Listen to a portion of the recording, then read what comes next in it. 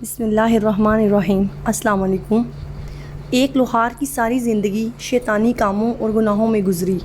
پورا گاؤں لوہار کی حرکتوں کی وجہ سے تنگ تھا۔ ایک دفعہ وہ اپنی دکان پر کام کر رہا تھا تو ایک بزرگ دوسرے بزرگ سے کہہ رہا تھا، اس لوہار کا کیا کریں؟ پورے گاؤں کی خواتین اس شیطان کی وجہ سے گھر سے باہر ہی نہیں نکلتی۔ دوسرے بزرگ نے کہا، جب اس لوہار کی اپنی بیٹی پیدا ہوگی اور کوئی اس کی بیٹی کو بری نظر سے دیکھے گا تب اس کو احساس ہوگا عورت کی عزت کیا ہوتی ہے۔ دونوں بزرگوں کو پتہ نہیں تھا لوہار یہ سب باتیں سن رہا ہے۔ جب لوہار نے بزرگ کی باتیں سنی تو اس کے دل پر گہرا اثر کر گئی۔ اسے اس وقت احساس ہوا، میں یہ کس کام میں پڑ گیا ہوں۔ اس نے اسی وقت اپنی دکان بند کی اور ندامت کے آنسو بہاتے ہوئے مسجد کی طرف دوڑا۔ اللہ سے اپنی غلطیوں کی معافی مانگی اور سچے دل سے توبہ کی۔ اب لوہار نے مسجد میں باقاعدہ نماز پڑھنا شروع کر دی۔ مسجد میں موجود نمازی اس کو غور سے دیکھتے اور مسجد کا امام بھی لوہار کو عجیب نظروں سے دیکھتا تھا۔ وہ جانتا تھا لوہار کی حرکتیں کیسی تھیں۔ سب کو اس بات پہ حیرانگی تھی جو لوہار ایک وقت میں شیطان تھا جس کے ڈر سے محلے کی عورتیں اپنے گھر سے باہر ہی نہیں نکلتی تھیں۔ وہ لوہار اتنا نیک کیسے بن گیا اور کوئی بھی نماز نہیں چھوڑتا؟ کچھ تو ہوا ہے جس کی وجہ سے اتنی تبدیلی آئی ہے۔ انہیں شک ہونے لگا دال میں کچھ تو کالا ہے۔ اس کے یوں اچانک نمازی اور پرہیزگار بننے میں ضرور کوئی نہ کوئی چال ہے یا پھر اس کا کوئی مقصد چھپا ہوا ہے۔ جب سے لوہار نے سچے دل سے توبہ کی تو اس کا کاروبار کم ہونے لگا، لیکن اس نے ہمت نہیں ہاری۔ اس نے مزید محنت کرنا شروع کر دی۔ گاؤں کی عورتیں جب اپنے گھروں سے باہر نکلتی تھیں تو عورتیں بھی دیکھ کر حیران ہوتی کہ لوہار اب پہلے جیسا نہیں رہا۔ اس کو تو اب کام سے فرصت بھی نہیں، وہ اب کسی کو بھی نظر اٹھا کر نہیں دیکھتا تھا۔ لوہار کے گاہک آنا بند ہو گئے۔ اس نے اپنی دکان بند کر دی اور مزدوری کرنے لگا۔ دن بھر کی مزدوری کے بعد اسے بہت تھوڑا معاوضہ ملتا، لیکن اسے کم معاوضہ ملنے کے باوجود وہ اللہ کا شکر ادا کرتا اور گھر چلا جاتا۔ اس کے ایک قریبی دوست نے اس سے کہا، پہلے تو تم بہت گناہ گار تھے اور تمہارا کام بھی بہت اچھا چل رہا تھا، اب جب کہ تم نے توبہ بھی کر لی ہے اور تمہاری دکان بند ہو چکی ہے، تمہارے حالات پہلے سے بدتر ہو چکے ہیں۔ کیا تمہیں اس بات کا یقین ہے کہ تمہاری توبہ قبول ہوئی ہے یا نہیں ہوئی؟ لوہار نے جب اپنے دوست کی باتیں سنی تو وہ خاموش رہا اور کچھ بھی نہیں بولا۔ اگلے دن لوہار صبح کی نماز ادا کر کے مزدوری کی تلاش میں نکلا، مگر اسے کہیں بھی مزدوری نہیں ملی۔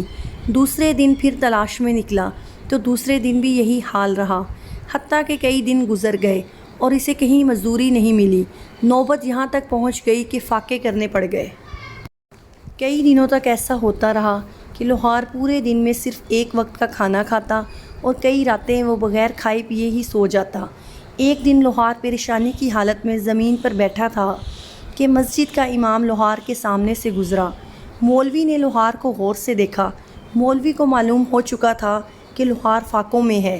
مولوی نے کہا، اللہ نے تمہاری توبہ قبول ہی نہیں کی، ورنہ تم یوں ذلیل و خوار نہ ہو رہے ہوتے۔ لوہار نے مولوی کو اپنے ساتھ لیا اور اپنی دکان کی طرف چل پڑا۔ مولوی چیختا رہا، مجھے کیوں لے کر جا رہے ہو؟ مگر لوہار نے اس کی ایک نہ سنی۔ لوہار اسے اپنی دکان میں لے آیا اور لوہے کے تختے پر لٹا دیا اور آگ سے ہتھوڑا گرم کرنے لگا۔ مولوی ڈر گیا اور کہنے لگا، مجھے چھوڑ دو۔ لوہار نے کہا، بے فکر ہو جاؤ، میں تجھے کچھ نہیں کہوں گا، میں تجھے یہاں کچھ دکھانے کے لیے لے کر آیا ہوں۔ میری دکان پر گاہک بے ڈھنگا لوہا لے کر آتے ہیں۔ کوئی گاہک مجھے کہتا ہے مجھے تلوار بنا کر دو، کوئی کہتا ہے خنجر بنا کر دو۔ میں لوہا گرم کرتا ہوں، اپنا ہتھوڑا بھی آگ پر گرم کرتا ہوں۔ میں بے ڈھنگے لوہے کو ان کی مطلوبہ شکل میں لانے کے لیے ہتھوڑے پر ضربیں لگاتا ہوں۔ جو بے ڈھنگا لوہا آگ کی تپش اور ہتھوڑے کی ضربیں برداشت کر لیتا ہے تو اس سے مطلوبہ شکل حاصل ہو جاتی ہے، اور جو لوہا ہتھوڑے کی ضربیں برداشت نہیں کرتا تو میں اسے کباڑ خانے میں پھینک دیتا ہوں۔ مجھے اللہ کی راہ میں یہ تکلیفیں منظور ہیں۔ میں اس بات پہ راضی ہوں کہ آزمائش کے ہتھوڑے کھاؤں اور فاقوں کی تپش سہ لوں۔ شاید اس طرح میں اس مطلوبہ شکل میں آ جاؤں جس شکل میں اللہ مجھے ڈھالنا چاہتا ہے۔ بس میری یہی دعا ہے، اللہ تعالیٰ مجھے بیکار سمجھ کر کباڑ میں نہ پھینک دیں۔ یہ کہہ کر لوہار کی آنکھوں سے آنسو جاری ہو گئے اور مولوی بھی لوہار کی باتیں سن کر رونے لگا اور لوہار سے معافی مانگی کہ میں تمہیں غلط سمجھتا رہا۔ اللہ کی راہ میں آنے والی مشکلات دراصل ہمیں آخرت کی سختی سے بچانے کے لیے ہی ہوتی ہیں۔ یہ تو اللہ تعالیٰ کی آزمائش ہوتی ہے جس سے گزر کر انسان اس شکل میں آ جاتا ہے جس شکل میں اللہ ان کو دیکھنا چاہتا ہے۔ بس دعا یہ کرنی چاہیے کہ اللہ اس آزمائش میں نہ ڈالے جس میں پورا اترنے کی طاقت نہیں۔ اللہ تعالیٰ سے دعا ہے وہ ہم پر نرمی فرمائیں اور وہ بوجھ نہ ڈالیں جس کو اٹھانے کی ہم میں طاقت نہیں۔ آمین۔